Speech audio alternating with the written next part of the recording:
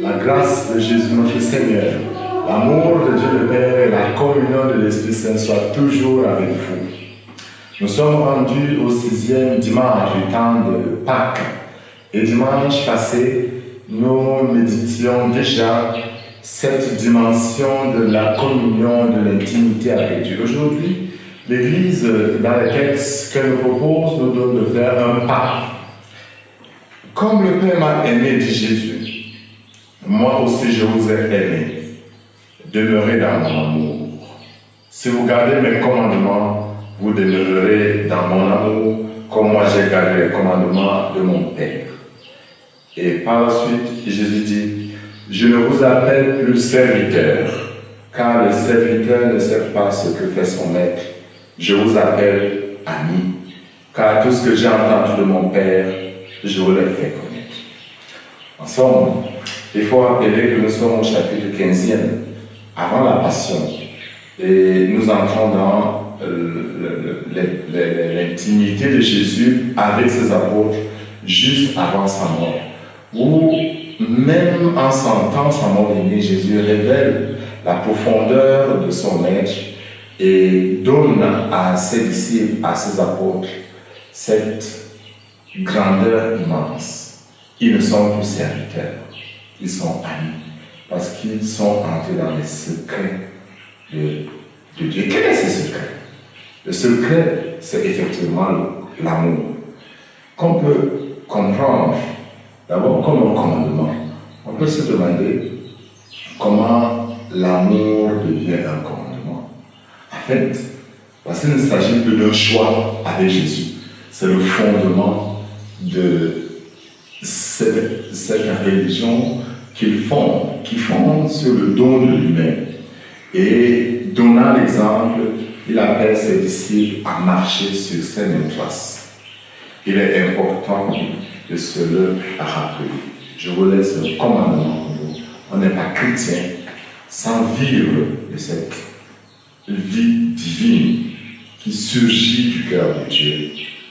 Mais, deuxième chose importante à noter, c'est que l'amour qui vient de Dieu, l'amour chrétien est l'amour qui vient de Dieu.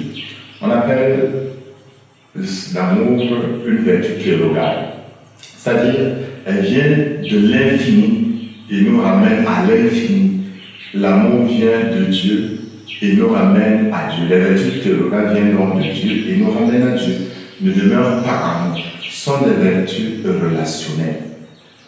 Comme la foi, c'est une vertu relationnelle entre deux personnes. Donc, je reçois de Dieu et il est important de le dire. Aimons-nous les uns les autres, dit Saint Jean dans sa première lettre, puisque l'amour vient de Dieu. Celui qui aime est né de Dieu. En effet, l'amour est un don de Dieu. Nous apprenons à aimer comme Jésus. Nous apprenons à aimer parce que c'est l'amour de Jésus qui est la mesure de notre amour. Nous n'aimons pas comme nous voulons. Nous aimons comme Jésus nous enseigne. Et quelle est cette manière? Jésus l'a dit très clairement. La mesure, c'est accepter de se donner. Nous avons des cas merveilleux dans les mamans qui donnent leur vie et beaucoup de saints qui ont donné leur vie pour que d'autres personnes vivent. Jésus a donné sa vie pour que nous vivions. Et Jésus nous enseigne donc qu'il faut apprendre à aimer de lui. Nous recevons notre amour de Dieu. C'est donc dans la contemplation de Dieu qu'on apprend à recevoir l'amour de Dieu et à pouvoir tourner cet amour vers l'autre. Je ne saurais aimer l'autre si je ne me laisse pas aimer par Dieu. Et c'est important. Le premier pas pour les chrétiens, ce n'est pas d'aimer le prochain, mais c'est de se laisser aimer par Dieu, d'apprendre à aimer comme Dieu nous aime. L'amour engendre les fils de Dieu. N'est fils de Dieu en réalité que celui qui se donne. C'est donc scandaleux de voir dans notre Église, dans notre société, des chrétiens qui vivent en écrasant les autres. Des chrétiens qui vivent et ne sont pas prêts à se sacrifier pour l'autre. Un mariage n'est chrétien que si l'époux aime son épouse, comme le dit Saint Paul dans sa lettre aux Éphésiens, comme le Christ a aimé l'Église. Et quand l'époux veut que son épouse soit belle, resplendissante et sans tache, cherchant à la rendre heureuse, alors là, il est comme le Christ est. Mais il en est de même aussi de l'épouse. Donc, dans la dimension chrétienne, je cherche ce qui permet à l'autre de s'épanouir, d'être heureux. C'est ça la dimension de l'amour. Mais nous savons aussi que nous aimons par vocation. Jésus nous a choisis parce qu'il nous aime. Il nous a aimés le premier. Il nous a regardé, il a posé sur nous son regard. Il nous a comblés de sa miséricorde. Il nous a aimés, il nous envoie en nous disant à vous d'être des témoins, qui a la possibilité d'avoir un autre type de relation. Évidemment, il faudra toujours se le dire, il y a une dimension du sacrifice dans l'amour qui est inhérente. Se donner la vie signifie j'accepte de mourir en moi-même. C'est en acceptant que le grain de blé que je suis tombe en terre, que je peux porter du fruit qui demeure.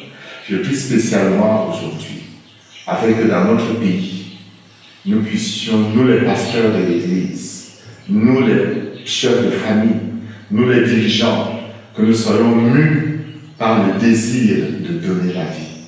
Que ceux qui sont en face de nous, que nous reconnaissions qu'ils viennent de Dieu et qu'ils ont besoin de nous pour vivre. L'autre a besoin de moi pour vivre. Mon chemin pour aller à Dieu, c'est l'autre. Qu'en ce saint jour, le Père plein d'amour vous bénisse. Que Jésus qui est mort par amour pour nous vous bénisse et que l'Esprit d'amour vous bénisse. Au nom du Père et du